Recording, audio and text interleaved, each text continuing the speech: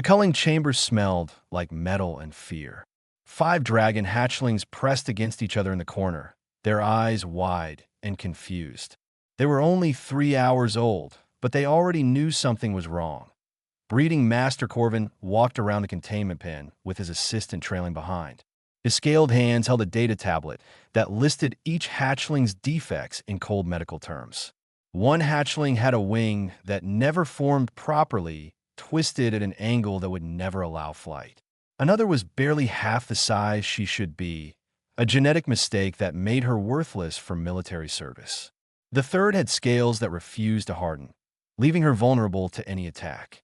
The fourth could only produce weak smoke instead of the fire that made dragons valuable. The fifth was completely blind, her eyes clouded and useless. Process them within the hour, Corvin said to his assistant.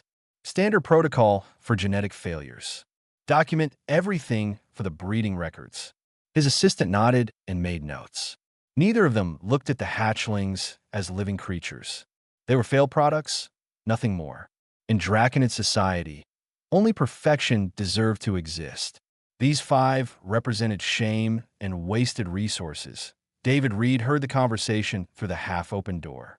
He had taken a wrong turn while hauling biological waste from another section of the facility. His cart was full of empty containers, and he just wanted to finish his work and get back to his ship. But something made him stop and listen. He pushed the door open wider and saw the hatchlings for the first time.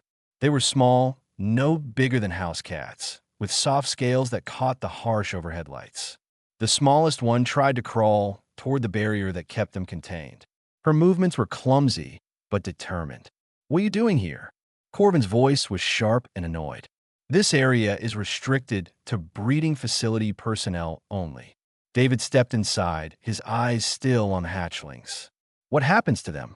"That is none of your concern, human." Corvin turned back to his tablet, dismissing David with body language. "Leave immediately, or I will report you to station security." But David did not leave. He walked closer to the containment pen. The hatchlings noticed him. Instead of cowering away, they moved toward his side of the barrier. The blind one tilted her head, sensing his presence through sound and smell. The small one made a soft chirping noise. "They will be euthanized," the assistant said, apparently thinking David would leave faster if he got an answer. "It is the merciful thing to do. They cannot survive without constant care, and they serve no purpose. They are defective." David's jaw tightened. He had a younger sister back on Earth who was born with a heart condition. Without medical intervention, she would have died before her first birthday. But humans did not give up on their family just because they were born different. His sister was now a teacher with 2 kids of her own. What if someone wanted to take them? David asked quietly. Corvin looked up from his tablet, surprise flashing across his reptilian face. Then he laughed, a harsh sound that echoed in the sterile chamber. "No one wants such burdens.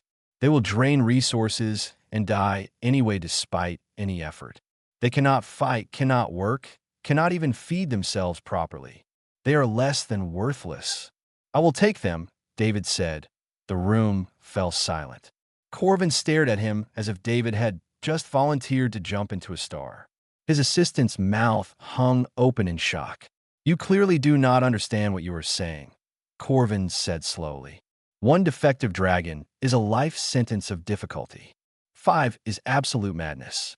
They will consume your credits, ruin any reputation you have, and die within days despite your efforts. I cannot allow you to—" "Can you stop me?" David interrupted. "Legally, I mean, if I signed the right paperwork." Corvin's eyes narrowed. He thought for a long moment, then gestured to his assistant. "Bring the release forms. If this fool wants to destroy his life, that is his choice." 20 minutes later, David stood in the corridor with a datapad full of signed waivers. He had officially taken possession of 5 dragon hatchlings with no commercial value. The Draconid Council had washed their hands of any responsibility. If the hatchlings died, no one would investigate. If they suffered, no one would care. In the eyes of the law, these creatures had ceased to exist the moment David took them. He loaded them in a modified cargo containers on his ship with help from a board-loading crew. The hatchlings were frightened by the handling, but they did not fight. They seemed to understand that David was trying to help them.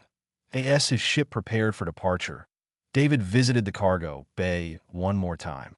The 5 containers were lined up against the wall, their transparent sides showing the small dragons inside. They looked impossibly fragile. The smallest one pressed her face against the container wall, looking directly at David even though she could not see him. The one with the twisted wing tried to spread it inside the cramped space. The others huddled together, seeking comfort from each other. David had no idea what he had just done. He knew nothing about raising dragons. He had no place to take them, no long-term plan, and no guarantee they would survive the week. He had just destroyed his simple life as a cargo hauler on impulse. But looking at those 5 small faces, he could not regret it. Someone had to care. Someone had to try.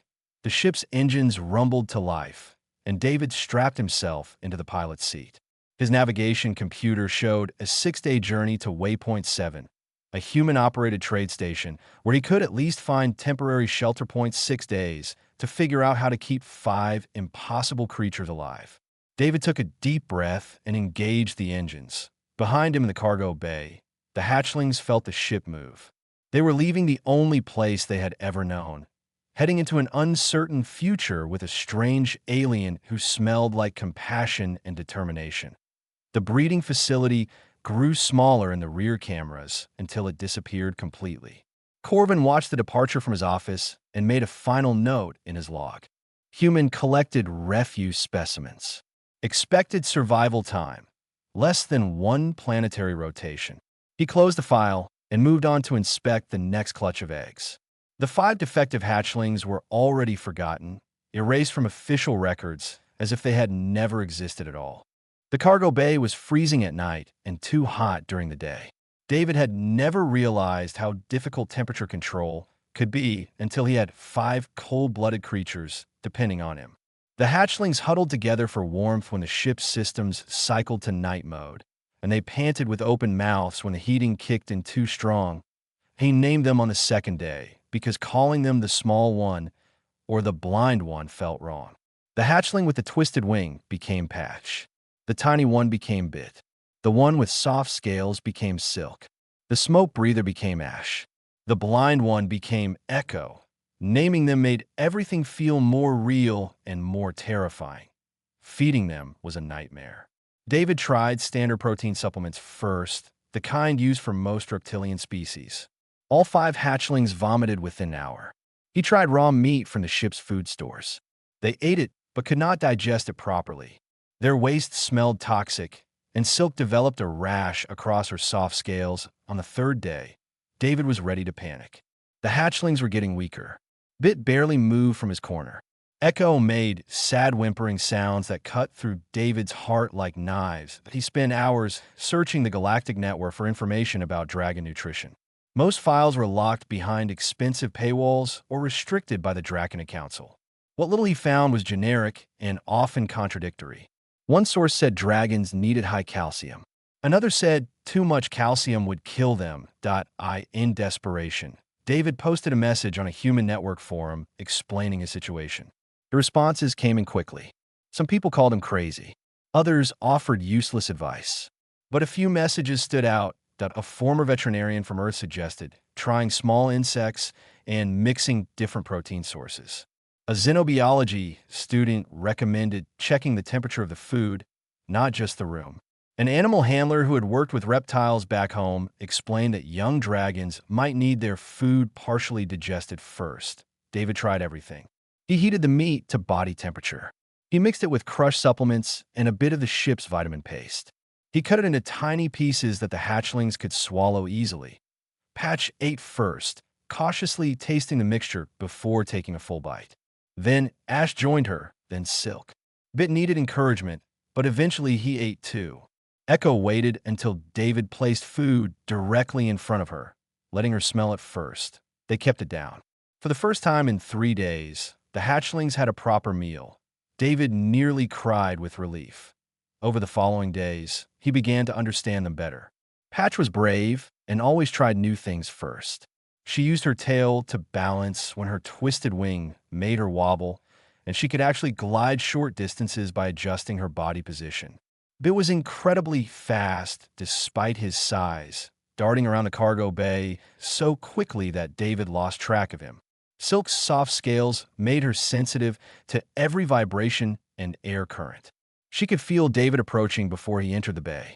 Ash's smoke was not fire, but it was thick and heavy, filling the space around him like a defensive cloud.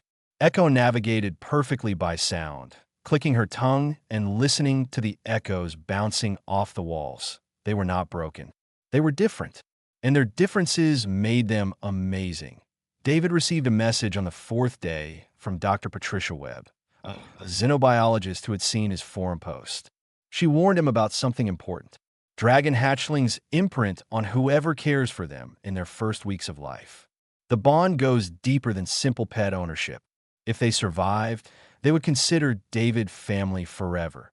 She also mentioned that dragons live for centuries and grow to enormous sizes. Even defective dragons would eventually be larger than most spacecraft. David was not just caring for babies. He was committing to beings who would outlive him and everyone he knew.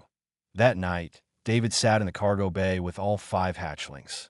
They had grown noticeably in just 4 days. Their movements were stronger. Their eyes were brighter. Bit crawled into David's lap and fell asleep, his small body warm and trusting. David felt the weight of what he had done settle over him like a blanket. These creatures trusted him completely. They did not know they were supposed to be dead. They did not know the galaxy had rejected them. They only knew that David had chosen them when no one else would. He made a promise in the quiet darkness of the cargo bay. He would find them a safe place. He would protect them. He would make sure they had lives worth living. The ship's navigation system showed 2 more days until they reached Waypoint 7. David had been trying to contact the station's administration for approval to dock with live creatures aboard, but the responses were slow and bureaucratic. Dragons were classified as dangerous megafauna. There were regulations and permits and inspections. Finally, after hours of negotiation and several bribes disguised as expedited processing fees, David received temporary permission to dock in a quarantine bay. He had 2 weeks to find a permanent solution, or the hatchlings would be confiscated by station security. IT was not much, but it was something. On the 6th day, as Waypoint 7 appeared on the view screen, David gathered all 5 hatchlings around him. They were alert and curious, sensing the change in their routine. Patch spread her twisted wing. Bit's tail twitched with excitement. Silk pressed against David's leg. Ash puffed small clouds of smoke. Echo tilted her head, listening to new sounds as the ship prepared for docking. "I do not know what happens next," David told them quietly, "but I promise I will not let anyone take you away. You are safe with me." Patch chirped and rubbed her head against his hand. The others joined in, a tangle of small dragons surrounding their human protector. The ship docked with a metallic clang. David's old life as a simple cargo hauler was over. His new life, whatever it would become, was just beginning. He stood up and headed for the airlock, 5 dragon hatchlings following close behind. Station security escorted David and the hatchlings to Quarantine Base 7, located in the oldest section of Waypoint 7. The room was designed for biological inspections, not living creatures. White walls reflected harsh overhead lights. The temperature controls were locked at a standard setting that made the hatchlings uncomfortable. There were no soft surfaces, no places to hide, and observation windows on 3 sides where station personnel could watch them like zoo animals. The hatchlings huddled together in the center of the room, overwhelmed by the unfamiliar environment. Guards stood outside the windows, some curious and some disgusted. David heard whispered comments about contamination risks and stupid humans making trouble. He tried to make the space more comfortable. He requisitioned blankets and created a nest in one corner. He adjusted the lighting to be less harsh. He brought in his portable heater to add warmth. The hatchlings gradually relaxed, but David could see the stress in their body language. They were growing fast now, each one the size of a medium dog. The small quarantine bay felt cramped. Word about his situation spread through the human sections of the station faster than a hull breach. By the 2nd day, David started receiving visitors. Doctor Raymond Park arrived first, the station's chief medical officer. He was a serious man in his 50s with gray hair and tired eyes. He examined the hatchlings through the observation window, making notes on his tablet. "I need to inspect them directly," Park said. "Standard quarantine protocols." David hesitated but agreed. Park entered the bay wearing protective gear that made him look like a hazard response team. The hatchlings did not like his appearance. Echo became distressed, unable to identify this strange-smelling intruder by sound alone. She released a burst of compressed air from her throat, a defensive reflex that created a deafening screech in the enclosed space. Park stumbled backward, startled and disoriented. Before David could react, Patch and Bit moved between the doctor and their sister. Their small bodies formed a protective barrier. They were not attacking, just defending. Their message was clear: "Do not hurt our family." Park stood very still. His eyes moved from one hatchling to another, seeing something he had not expected. These were not mindless animals. They showed intelligence, loyalty, and family bonds. They protected each other. He finished his examination quickly and left without issuing a negative report. At the door, he paused and spoke quietly to David. "You have 3 days to figure out your next move. After that, I cannot protect you from station regulations." On the third day, visitors started arriving with offers of help. Anna Rodriguez came first, a hydroponics engineer with kind eyes and dirt under her fingernails. She brought fresh vegetables for David and explained that she had heard his story on the station message boards. "I have a cousin back on Earth who runs a sanctuary for disabled animals," Anna said. "I called her last night. She gave me some advice on what you might need." Anna returned that afternoon with supplies: proper bedding, temperature-regulating mats, nutritional supplements designed for reptilian species, and a list of foods that might work better than what David had been providing. Timothy Chung came next, a maintenance worker who had lost both legs in a mining accident years ago. He moved easily on advanced prosthetics that hummed softly with each step. He stood at the observation window for a long time, watching the hatchlings play. "This station has a community of people like us," Timothy said. "Humans who do not fit in anywhere else. We look after each other. If you need help, you are not alone anymore." More people came. Linda Foster, a teacher who wanted to document the hatchlings' development for educational purposes. Robert Stone, a mechanic who offered to modify David's ship for larger passengers. Grace Liu, an administrator who knew every loophole in station regulations. They gathered in the corridor outside the quarantine bay on the 4th day and formed a plan. David could not keep the hatchlings on the station permanently. The space was too limited, and station authorities would eventually force them to leave. He needed a permanent home for his growing family. Grace had found something: an abandoned research outpost on a moon called Haven's Rest. A mining corporation had built the facility but abandoned it when their mineral surveys came back disappointing. The buildings were still intact. Life support systems still functioned. The location was technically unclaimed territory. The problem was getting there. The route to Haven's Rest passed through space controlled by the Draconic Council.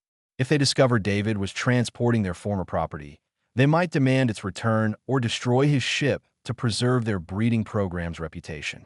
"It is a risk," Grace admitted, "but I can forge transit documents. You would be listed as transporting agricultural equipment, not live cargo." Robert added, "I can upgrade your ship's stealth systems. Not military grade, but enough to avoid detailed scans." Anna said, "I will help you gather supplies for the outpost. You will need months of food and materials." Timothy looked at David seriously. "This is your decision, but whatever you choose, we will support you." David thought about it for exactly 3 seconds. The hatchlings needed space to grow. They needed freedom. They needed a real home, not a quarantine bay or the cargo hold of a ship. "We go to Haven's Rest," David said. The human community rallied around him. Over the next 5 days, they modified his ship, installed better environmental controls, and loaded supplies into every available space. They pooled their credits to buy food synthesizers, medical equipment, construction tools, and raw materials that on departure day, 47 humans gathered in the docking bay to see them off. Most had never met David before that week. They came because his story reminded them why humans had joined the galactic community in the first place. To make things better, the hatchlings, now the size of large dogs, pressed against the viewing ports as the ship undocked. They watched Waypoint 7 grow smaller until it disappeared. David sat in the pilot's seat, surrounded by navigation charts and forged documents. He had 29 hours to reach Haven's Rest before his fake clearance codes expired. The journey to their new home began. Draconid space felt different somehow. David knew it was just his imagination, but the stars seemed colder here. His ship, which Grace had jokingly renamed the Second Chance before departure, moved through the outer shipping lanes where patrol activity was supposedly minimal. The hatchlings sensed his tension. Dragons were empathic creatures, responding to the emotions of those they had bonded with. Patch paced the cargo hold restlessly.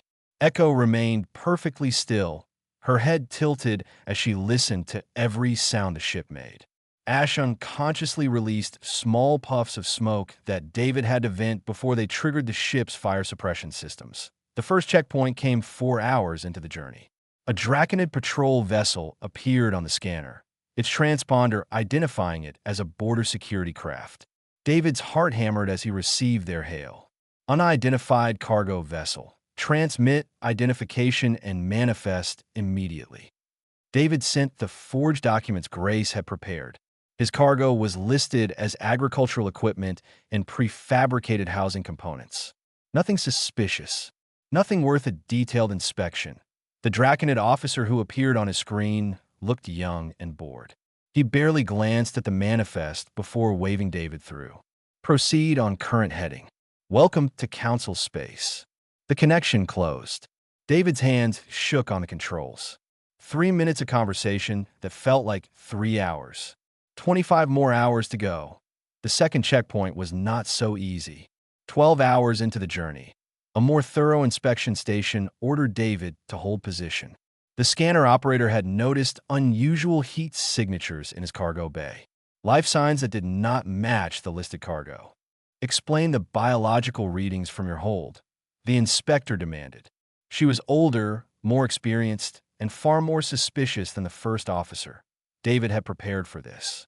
Thermal regulators for the housing units. They sometimes show false positives on bioscanners. It is a known issue with that model. The inspector's eyes narrowed. Hold your position. A boarding team is being dispatched to verify your cargo. David's blood ran cold. If Draconid soldiers boarded his ship, everything ended here. The hatchlings would be discovered. They would be taken back or destroyed. All of it would be for nothing that I in the cargo hold. The hatchlings sensed danger. Silk scales detected the change in the ship's vibration as the engines powered down. Bit's sensitive ears picked up the sound of another vessel approaching. They gathered together, their instincts telling them that predators were near. David made a desperate choice. He activated the emergency maneuvering thrusters and broke away from the inspection station. Alarm screamed through his ship. The patrol vessel immediately gave chase, demanding his surrender. But David was not surrendering. Not now. Not ever. He pushed his engines beyond their recommended limits. Robert's modifications held, but warning lights flashed across every console. The patrol vessel was faster and better armed. Weapons lock alarms added to the chaos of sound. A warning shot streaked past his starboard side, close enough that he felt the impact through the ship's frame. David aimed for a nearby asteroid field, a navigation hazard that appeared on his charts with multiple warning markers. Most pilots avoided it. He was betting his life that he could navigate it better than a military vessel designed for open space combat. The chase became a deadly dance. David weaved between asteroids, using his smaller ship's maneuverability to stay ahead. The patrol vessel fired again. The blast clipped his port stabilizer, and the second chance spun wildly out of control in the cargo hold. The hatchlings were thrown against the walls. Bit yelped in pain. Patch spread her twisted wing instinctively, trying to stabilize herself in the tumbling chaos. The artificial gravity failed for 3 seconds. 3 seconds of weightlessness and terror. David fought the controls, sweat pouring down his face. His training from years of cargo hauling kicked in. He had recovered from worse spins in asteroid mining operations. He could do this, the ship steadied, but fuel was leaking from a ruptured line. The patrol vessel was closing in. David had one chance, a narrow canyon cutting through the largest asteroid in the field. His ship would barely fit. The patrol vessel, being larger, could not follow. He took the canyon at full speed. Metal scraped against rock with a sound like the universe screaming. Sparks flew past the viewports. The ship shuddered so violently that David thought it would tear itself apart. For 5 seconds that stretched into eternity, he was certain they would be crushed between the walls of stone. They emerged on the other side. The patrol vessel tried to circle around, but David was already engaging his jump drive. Jumping this close to a large gravity well was prohibited for good reasons. The risk of misjump was enormous. They could end up anywhere. They could end up scattered across multiple dimensions, but staying meant capture. David activated the jump, space bent. Reality twisted. The second chance disappeared from Draconid's sensors. They rematerialized in an empty region far off any navigation routes. David checked his instruments with hands that would not stop shaking. The ship was badly damaged, but functional. They had enough fuel to reach Haven's Rest, but not enough for any mistakes. He stumbled to the cargo hold and found the hatchlings injured but alive. It had a deep cut along his side. Patch's twisted wing had been damaged further. Silk trembled uncontrollably. Ash had burn marks where he slid against hot metal. Echo made distressed clicking sounds. David used his limited medical supplies to treat them. He was not a doctor, but he tried his best. The hatchlings accepted his care without resistance. They understood he had saved them. As David bandaged bits wound, he realized something important. The Draconid Council did not hunt these creatures because they were defective. They hunted them because they were dangerous. Not physically dangerous, but ideologically dangerous. If failures could thrive, if differences could be valued, then everything the Council believed collapsed. David plotted a new course to Haven's Rest, this time avoiding all Draconid space. The journey would take twice as long. Their supplies would barely last, but they would be safe. That night, all 5 hatchlings gathered around David in the damaged cargo hold. They formed a protective circle, keeping their injured human warm. Bit pressed against David's chest. Patch rested her wing across his lap. They were family, bound by survival and choice. David whispered into the darkness, "We are almost home." The moon appeared on the view screen like a promise. Haven's Rest orbited a massive gas giant, its surface covered in rust-colored dust and dark rock formations. The abandoned outpost sat near the equator, a cluster of prefabricated buildings that had been designed to house 50 miners.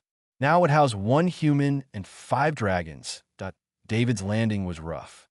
The damaged ship came down hard, and one of the landing struts collapsed on impact. The second chance tilted at a sharp angle, alarms blaring as systems struggled to compensate. But they were down. They had made it. The hatchlings, now the size of large dogs, crowded around the cargo bay door. They sensed something different about this place. When David opened the door, they experienced natural atmosphere for the first time in their lives. Wind carried strange scents, mineral dust, thin vegetation, and something like distant rain. The sky stretched overhead, so much larger than any ship's ceiling. 2 suns hung low on the horizon, casting long shadows across the landing pad. Patch was the first to step outside. She tested her twisted wing in the low gravity and discovered something amazing. She could glide here. The reduced gravity compensated for her malformed wing. She launched herself forward and sailed 20 meters before landing clumsily, but successfully. Her excited chirp echoed across the empty landscape. Bit raced across the landing pad, delighting in the open space. He was faster here than he had ever been on the ship. Silk pressed her soft scales against the ground, feeling vibrations from deep within the moon's geology. Ash experimented with his smoke, watching it drift on the wind in ways it never could in enclosed spaces. Echo tilted her head, processing thousands of new sounds. Wind over rock, distant geological activity, the hum of the outpost systems. David spent the first day making the main habitat building livable. The power grid still connected to solar panels that had collected dust for years. He cleaned them and watched the lights flicker to life throughout the outpost. Water recyclers coughed and sputtered before producing clean water. The heating system worked after David cleared out a nest built by some small native creature. The hatchlings explored their new home with endless curiosity. The habitat building had large rooms that once served as communal spaces for miners. High ceilings gave Patch space to practice gliding. Long corridors let Bit run at full speed. Silk found a quiet room where she could rest against the vibrating floor. Ash discovered that his smoke looked beautiful in the sunlight streaming through dusty windows. Echo memorized the acoustic properties of every room within hours. David found the outpost's computer system still functional. The files explained everything. A mining company had sought rare minerals, but found deposits too small for profit. They abandoned the facility after 8 months, leaving everything behind. The equipment remained: excavators, processors, and tunneling machines. All functional, but forgotten. Over the following weeks, David established routines. Mornings were for repairs. The outpost had years of neglect to undo. Afternoons were for hunting. The moon supported native life. Small reptilian creatures, insect-like animals, and tough plants that grew in sheltered areas. The hatchlings learned to hunt under David's supervision. Bit discovered he was an excellent hunter. His speed let him catch prey that larger predators would miss. Patch learned to herd prey toward the others by gliding overhead, her shadow driving animals toward waiting jaws. Echo used echolocation to find creatures hiding underground, clicking and listening for the return sounds. Silk could sense approaching prey through ground vibrations long before they came into view. Ash used his smoke to flush animals out of their hiding places. They were a pack. Each member contributed unique abilities. David watched them work together and realized something profound. The Draconid breeding masters had eliminated diversity in favor of uniformity, never understanding that different individuals working together were stronger than identical ones working alone. The hatchlings grew rapidly. Within 2 months, they were the size of horses. Their personalities fully emerged. Patch became the leader, always first to investigate anything new. Bit became the scout, ranging far from the habitat to map their territory. Silk became a caretaker, sensitive to everyone's emotional and physical state. Ash became the entertainer, constantly playing and inventing games. Echo became the thinker, observing before acting. David received messages from Waypoint 7. Anna sent updates about the human community. Timothy forwarded news from the Galactic Network. Grace warned him that the Draconid Council had issued notices about a stolen cargo vessel and missing biological property. They were searching, but they did not know where to look. 3 months after landing, Dr. Patricia Webb sent a request to visit Haven's Rest. She wanted to study the hatchlings' development. David was hesitant, but agreed. Expert advice would help. Webb arrived in a small research vessel. She was a tall woman with gray hair and intelligent eyes. She spent a week observing the hatchlings, taking notes, and running gentle tests. At the end of her visit, she shared something that changed everything David thought he knew. These hatchlings are not defective, Webb explained as they watched the dragons play in the late afternoon sun. They are evolutionary variants. Natural dragons would have diversity, some built for different environments, different prey, different survival strategies. The Draconid Council has spent millennia breeding that diversity out, creating standardized war dragons. These hatchlings represent a return to what dragons were before domestication. She explained that each defect was actually an adaptation. Patch's twisted wing allowed tighter maneuverability in enclosed spaces. Its small size meant he needed less food and could survive on fewer resources. Silk's soft scales made her more sensitive and aware of her environment. Ash's smoke was a defensive mechanism that evolved before dragons developed fire breathing. Echo's blindness forced her to develop cognitive abilities that most dragons never used. The Draconid Council destroyed these variants not because they were weak, but because they could not be controlled as easily. They were too independent, too adaptable, too different. Webb left Haven's Rest with her research, promising to publish her findings. She told David he was not just raising dragons, but preserving a genetic legacy that could save the species from its own domestication. That night, David sat outside watching the 5 dragons play in moonlight. They were no longer hatchlings, but juveniles, powerful and graceful. They were his family. He was theirs. They had survived together. David whispered to the stars, "We made it." David woke to Patch's morning call, a deep thrumming sound that vibrated through the habitat building. 1 year had passed since they arrived at Haven's Rest. The dragons were now massive, each the size of a small shuttlecraft.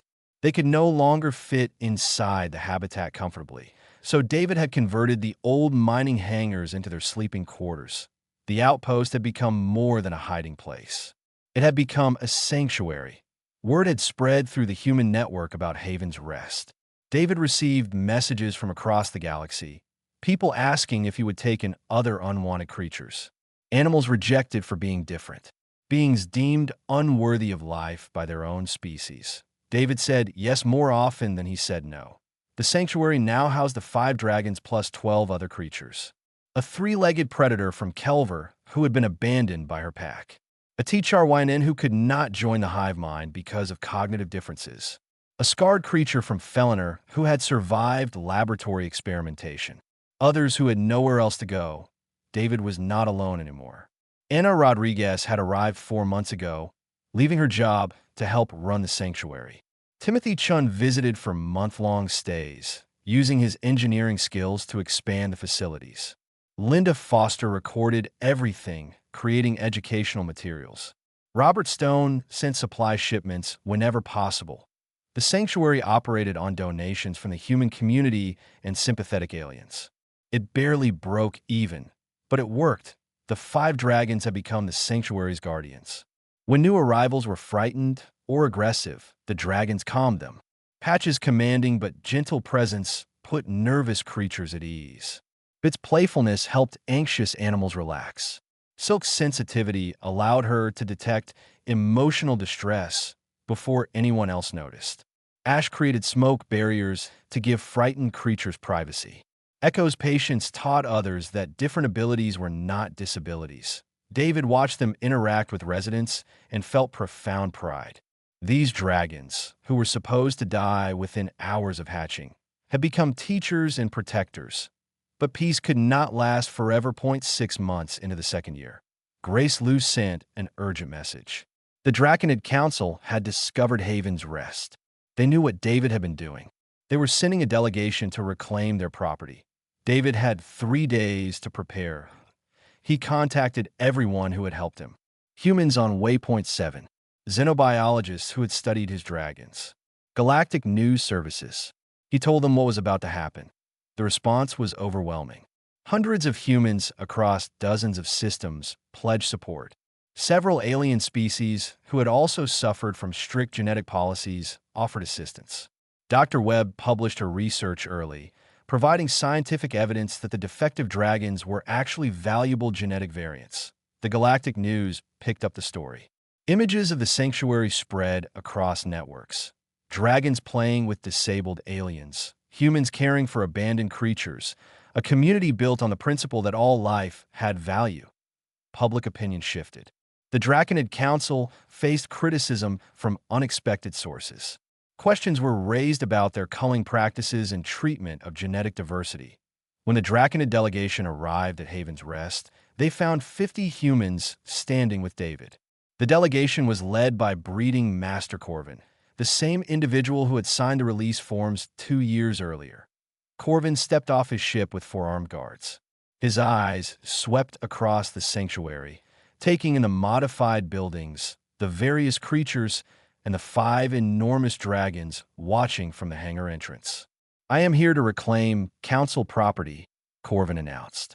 "Return the specimens immediately." David stood his ground. "They're not property. They are individuals. You declare them dead and release them to me. Legally, they do not belong to you." Corvin's scaled face twisted with anger.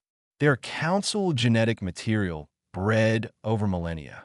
They cannot be allowed to exist outside control programs." They represent contamination of our species. They represent diversity, David countered. Something your council has been destroying for centuries. The argument escalated. Corvin demanded. David refused. Legal terms were thrown back and forth. The 50 humans stood firm, a wall of solidarity. Then Patch stepped forward. She was enormous now, her wingspan over 30 meters despite the twist that had marked her as defective. She placed herself between David and Corvin, a clear statement of loyalty and protection. The other 4 dragons joined her. Bit, still smaller than his siblings, but no less fierce. Silk, her soft scales catching the sunlight. Ash, smoke drifting from his nostrils. Echo, her blind eyes somehow seeing more than anyone else present. Behind the dragons, the other sanctuary residents emerged. The 3-legged predator limped forward. The HFY moved with jerky but determined steps. The scarred feliner stood tall. All the broken, rejected, unwanted creatures of the sanctuary united in defiance. Corvin stared at the scene before him. These creatures were not just surviving. They were thriving. They were happy. They were free. They were everything as perfect, standardized dragons were not. Something shifted in his expression. Not acceptance, but doubt. David offered him a choice. Fight to reclaim creatures who do not want to return, or acknowledge that your way is not the only way. Let them live. The silence stretched. Corvin's guards waited for orders. The sanctuary residents held their ground. David's heart hammered. Finally, Corvin spoke. The council will not pursue this matter further, but any attempt to breed these specimens will be considered an act of aggression. David nodded. They will not be bred. This was never about creating more dragons. It was about giving these 5 a life worth living. Corvin returned to his ship without another word. As the draconid vessels departed, the sanctuary erupted in celebration. It was not a complete victory. The council still practiced culling. Other species still destroyed their imperfect young. But here, on this small moon, there was a place where being different was not a death sentence. That night, David sat with the 5 dragons. Patch rested her massive head on his shoulder. Bit curled around his feet. Silk hummed a frequency that David felt in his bones. Ash created smoke patterns in the moonlight. Echo simply sat close. David remembered the moment in the breeding facility when he said those 4 simple words. I will take them. That he looked at the sanctuary lights shining in the darkness and made a new promise. For every creature the galaxy rejected, there would be someone willing to say, I will take them. At Haven's Rest had earned its name.